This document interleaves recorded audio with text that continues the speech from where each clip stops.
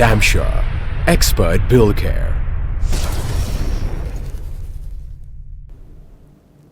ഡാംഷൂർ T വിയുടെ tech talk സീരീസിലെ പുതിയൊരു എപ്പിസോഡിലേക്ക് എല്ലാവർക്കും ഹാർദവമായ സ്വാഗതം. നമ്മൾ കഴിഞ്ഞ എപ്പിസോഡിൽ പറഞ്ഞിട്ടുണ്ടായിരുന്നത് അഡ്മിനിസ്ട്രേഷനെ കുറിച്ചാണ്. അതിൽ പ്രധാനമായും കെമിക്കൽ അഡ്മിനിസ്ട്രേഷനെ കുറിച്ചാണ്. നമ്മുടെ കൺസ്ട്രക്ഷൻ കെമിക്കലുകളെ സംബന്ധിച്ച് വളരെ പ്രധാനമായൊരു ടോപ്പിക്കാണ് നമ്മൾ ഇന്ന് ഡിസ്കസ് ചെയ്യാൻ പോകുന്നത്. മറ്റൊന്നുമല്ല, sealant and adhesives. So let's get right into it.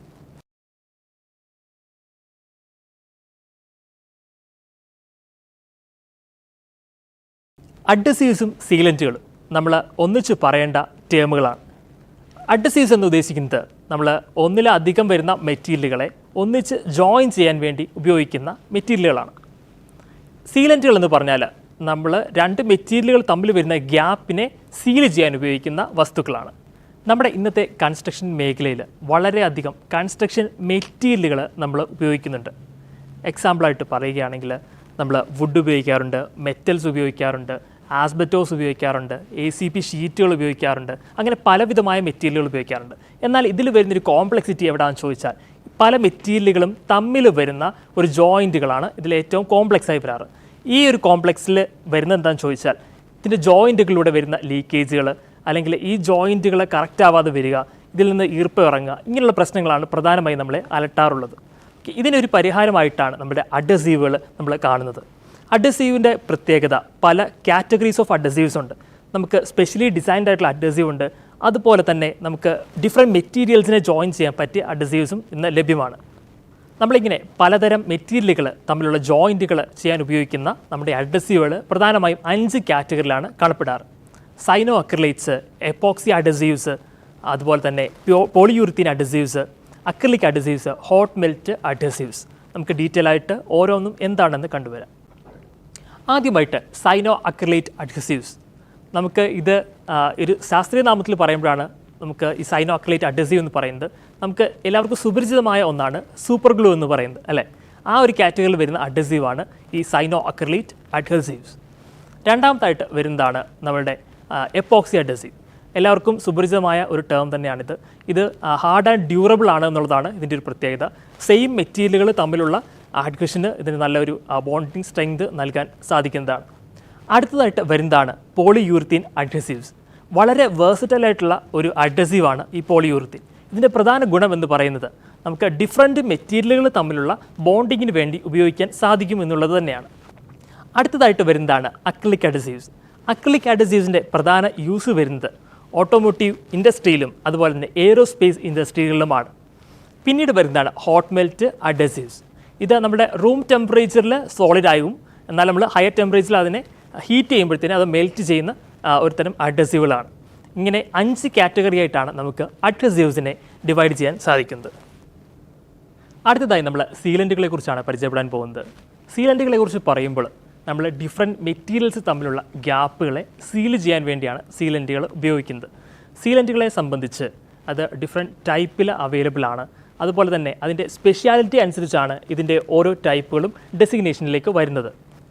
ഒന്നാമതായിട്ട് സിലിക്കൺ സീലൻറ്റുകൾ, രണ്ടാമതായിട്ട് പോളിയൂറിത്തീൻ സീലൻറ്റുകൾ, മൂന്നാമതായിട്ട് അക്രിലിക് സീലൻറ്റുകൾ, നാലാമതായിട്ട് ബ്യൂട്ടൈൽ റബ്ബർ സീലൻറ്റുകൾ, അതുപോലെ തന്നെ നമ്മുടെ 5ാമതായിട്ട് വരുന്നത് ലാറ്റക്സ് സീലൻറ്റുകൾ. ഇവയൊക്കെയും നമ്മുടെ സോൾവെൻറ്റ് ബേസ്ഡ് ആകാം, അല്ലെങ്കിൽ അത് വാട്ടർ ബേസ്ഡ് ആവാം. അതുപോലെ തന്നെ അതിൻ്റെ ഓരോ സ്പെഷ്യാലിറ്റി അനുസരിച്ചാണ് ഇത് ഡെസിഗ്നേഷനിലും ഡിസൈനിലും വരുന്നത്. യൂസും അതുപോലെ തന്നെയാണ്. ആദ്യമായിട്ട് നമ്മൾ സിലിക്കൺ സീലൻറ്റുകളെ കുറിച്ച് പറയുമ്പോൾ അത് പ്രധാനമായും ഉപയോഗിക്കുന്നത് നമ്മുടെ ഫ്ലെക്സിബിൾ ആയിട്ടുള്ള റീജിയനിൽ നമുക്ക് കൊടുക്കേണ്ടടുത്താണ് പ്രധാനമായും അതിൻ്റെ യൂസ് വരിക. അതുപോലെ തന്നെ ഹൈ ടെമ്പറേച്ചറും ലോ ടെമ്പറേച്ചറും അത് വിത്ത്സ്റ്റാൻഡ് ചെയ്യാനുള്ളൊരു കഴിവും അതിനെ പ്രധാനമാക്കുന്നു. രണ്ടാമതായിട്ട് നമ്മൾ വരുന്നത് പോളിയൂറിത്തീൻ സീലൻറ്റുകളെ കുറിച്ചാണ്. പോളിയൂറിത്തീൻ സീലിൻ്റെ പ്രത്യേകത അതിന് അഡ്ഹഷൻ സ്ട്രെങ്ത് വളരെ കൂടുതലാണെന്നുള്ളതാണ്. അതുകൊണ്ട് നമ്മളൊരു അഡ്ഹഷൻ കൂടെ ആവശ്യമുള്ള ഒരു ഏരിയയിലേക്ക് നമ്മുടെ പോളിയൂറിത്തീൻ സീലൻറ്റുകളാണ് പ്രധാനമായും ഉപയോഗിക്കുന്നത്. മൂന്നാമതായിട്ട് നമ്മുടെ അക്രിലിക് സീലൻറ്റുകളെ കുറിച്ച് പറയുമ്പോൾ അതിൻ്റെ ഒരു പ്രത്യേകത എന്ന് പറയുന്നത് ക്രാക്ക് ഫില്ലേഴ്സായിട്ട് നമുക്ക് ഉപയോഗിക്കാം എന്നുള്ളതാണ്. അല്ലെങ്കിൽ ക്രാക്കുകൾ സീൽ ചെയ്യാനായിട്ട് ഒരു പ്രത്യേക കഴിവ് നമ്മുടെ അക്രിലിക് സീലൻറ്റുകൾക്ക് ഉണ്ട് എന്നുള്ളതാണ്. അടുത്തതായിട്ട് നമ്മൾ ബ്യൂട്ടൈൽ റബ്ബർ സീലൻറ്റുകളെ കുറിച്ചാണ് പറയുന്നത്. നമുക്കറിയാവുന്നതുപോലെ തന്നെ ഒരു ഹയർ മോയ്സ്ചർ കണ്ടൻറ്റ് ഉള്ള ഒരു ഏരിയയിലേക്ക്, അതുപോലെ നമുക്ക് റൂഫ്, സീലിംഗ് അങ്ങനെയുള്ള ഒരു ഏരിയകളിലേക്ക് നമുക്ക് സ്പെഷ്യലായിട്ട് ഉപയോഗിക്കാൻ പറ്റുന്നതാണ് നമ്മുടെ ഈ ബ്യൂട്ടൈൽ റബ്ബർ സീലൻറ്റുകൾ. അടുത്തായിട്ട് വരുന്നതാണ് നമ്മുടെ ലാറ്റക്സ് സീലൻറ്റ്. ലാറ്റക്സ് സീലൻറ്റ് ഞാൻ നേരത്തെ പറഞ്ഞതുപോലെ തന്നെ ഒരു വാട്ടർ ബേസ്ഡ് സീലൻ്റ് ആണ്. അത് പ്രധാനമായിട്ടും ഉപയോഗിക്കുന്ന ഒരു ബേസ് ബോർഡ് സീലിംഗ് അങ്ങനെയുള്ള ഏരിയകളിലേക്കാണ് അതിൻ്റെ ഒരു യൂസ് വരിക. നമ്മൾ സീലൻറ്റുകളുടെ ഉപയോഗം എവിടെയാണ് കൊടുക്കുക എന്നുള്ളത് വരുന്നത് പ്രധാനമായും ഏത് എൻവയോൺമെൻറ്റിലേക്കാണ് ഇത് കൊടുക്കുന്നതും ഏത് പർപ്പസിനാണ് കൊടുക്കുന്നതും എന്നനുസരിച്ചാണ്. നമ്മൾ നേരത്തെ പറഞ്ഞതുപോലെ തന്നെ ഡിഫറെൻറ്റ് ക്ലാസിഫിക്കേഷൻസ് ഓഫ് സീലൻറ്റുകൾ നമ്മൾ ഏതാണ് നമ്മൾക്ക് വരുന്ന സാഹചര്യം അതിന് ഉചിതം എന്നനുസരിച്ചാണ് നമ്മൾ കൊടുക്കാറ്.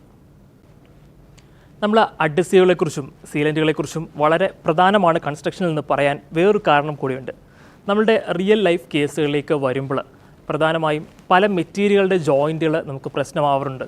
നമ്മൾ സ്യൂട്ടബിൾ അല്ലാത്ത മെറ്റീരിയൽ കൊണ്ടാണ് ഇത് സീൽ ചെയ്യുന്നതുണ്ടെങ്കിൽ അവിടെ ലീക്ക് വരാനും നമ്മുടെ മെറ്റീരിയൽ ഡാമേജ് അത് നമ്മൾ ഉദ്ദേശിക്കുന്നതിലും വലുതാവാം. നമ്മുടെ ആ ഒരു മെറ്റീരിയൽ മാത്രമല്ല നമ്മൾ ഇൻറ്റീരിയർ ചെയ്യുന്നത് കൂടെ സ്പോയിലാവാനുള്ള സാധ്യത വളരെ കൂടുതലാണ്. നമുക്ക് ഒരു GI റൂഫിംഗ് ഷീറ്റിൻ്റെ നമ്മുടെ ജോയിൻറ്റുകളുണ്ട് അല്ലേ, അതുപോലെ തന്നെ നമ്മൾ കോൺക്രീറ്റിലേക്ക് ചിലപ്പോൾ കയറി നിൽക്കുന്ന ഏരിയകളുണ്ട്. ഇങ്ങനെയുള്ള ഏരിയകളിലൊക്കെ നമ്മളതിൻ്റെ പ്രോപ്പറായിട്ടുള്ള അഡ്ഹസീവുകളും അല്ലെങ്കിൽ സീലൻറ്റുകളും അതിന് ഏതാണ് ഉചിതം അതനുസരിച്ച് കൊടുക്കുകയാണെന്നുണ്ടെങ്കിൽ വളരെ എഫക്റ്റീവായിട്ട് നമുക്ക് ഇങ്ങനെ മുൻകൂട്ടി വരാവുന്ന ഡാമേജുകളെ തടയാനായിട്ട് സാധിക്കും. നമ്മുടെ അഡ്ഹസീവുകളും സീലൻറ്റുകളെയും കുറിച്ച് ഒരു നമുക്ക് മനസ്സിലാക്കാവുന്ന രീതിയിൽ വേറൊരു റിയൽ ലൈഫായിട്ടുള്ള ഒരു ഉദാഹരണം പറയുകയാണെങ്കിൽ നമുക്കറിയാവുന്നതുപോലെ നമ്മൾ ടൈല് ഫിക്സ് ചെയ്യുന്നത് ടൈൽ അഡ്ഹസീവ്സ് ഉപയോഗിച്ചാണ് അല്ലേ. എന്നാൽ ഈ ടൈലുകൾ തമ്മിലുള്ള ഗ്യാപ്പ് നമ്മളത് ചെയ്യുന്നത് എപ്പോക്സി സബ്സ്റ്റൻസ് ഉള്ള സീലൻറ്റുകൾ ഉപയോഗിച്ചിട്ടാണ്. ഇതാണ് നമ്മൾ അഡ്ഹസീവും സീലൻറ്റും നമ്മൾ പറയുമ്പോൾ നമുക്ക് വേർതിരിച്ച് പറയാൻ പറ്റില്ല. അതിൻ്റെ ഉപയോഗവും അതുപോലെ തന്നെയാണ് വരുന്നത്. അഡ്ഹസീവുകളെക്കുറിച്ചും സീലൻറ്റുകളെക്കുറിച്ചും നമ്മൾ പറയുമ്പോൾ അത് രണ്ട് കാറ്റഗറി ഓഫ് പ്രൊഡക്ട്സ് ആണ്. നമുക്കത് ഈസി ആയിട്ട് മനസ്സിലാക്കാൻ വേറൊരു എക്സാമ്പിൾ കൂടെ നോക്കാം. നമ്മുടെ ടൈല് ഫിക്സ് ചെയ്യുന്നത് എങ്ങനെയാണ്? ടൈലിൻ്റെ അഡ്ഹസീവ് ഉപയോഗിച്ചാണ് ടൈൽ ഫിക്സിങ്. എന്നാൽ രണ്ട് ടൈലുകൾ തമ്മിലുള്ള ഗ്യാപ്പ് നമ്മൾ ഫിക്സ് ചെയ്യുന്നത് എപ്പോക്സി സീലൻറ്റുകൾ ഉപയോഗിച്ചിട്ടാണ്. നിങ്ങൾക്ക് ഈ ഒരു എക്സാമ്പിളിലൂടെ എന്താണ് രണ്ട് കാറ്റഗറി ആവുന്നത് എന്നുള്ളത് മനസ്സിലായെന്ന് വിചാരിക്കുന്നു. ഇത്തരം നേരം നമ്മൾ ഡിസ്കസ് ചെയ്തുകൊണ്ടിരുന്ന അഡ്ഹസീവുകളെക്കുറിച്ചും സീലൻറ്റുകളെക്കുറിച്ചും അതിൻ്റെ പ്രയോഗങ്ങളും അത് എന്ത് ടൈപ്പുകളുണ്ട് നമുക്ക് എവിടെ ഏതൊക്കെയാണ് സുപരിചിതമായി ഉപയോഗിക്കാൻ പറ്റുക എന്നതിനെക്കുറിച്ചാണ്. നമ്മൾ ഈ എപ്പിസോഡ് ഇവിടെ വൈൻഡപ്പ് ചെയ്യുകയാണ്.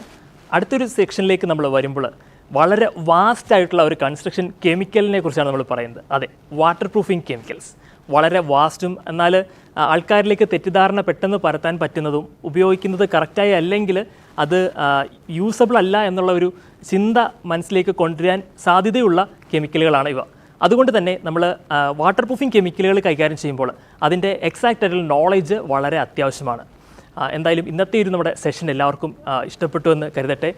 നിങ്ങളുടെ വിലയേറിയ അഭിപ്രായങ്ങൾ കമൻറ്റിൽ രേഖപ്പെടുത്താൻ മറക്കരുത്. അതുപോലെ തന്നെ നമ്മൾ അടുത്തൊരു എപ്പിസോഡിലേക്ക് വരും വരെ I'm Ebino Ippan Varghese signing off from Damshure TV.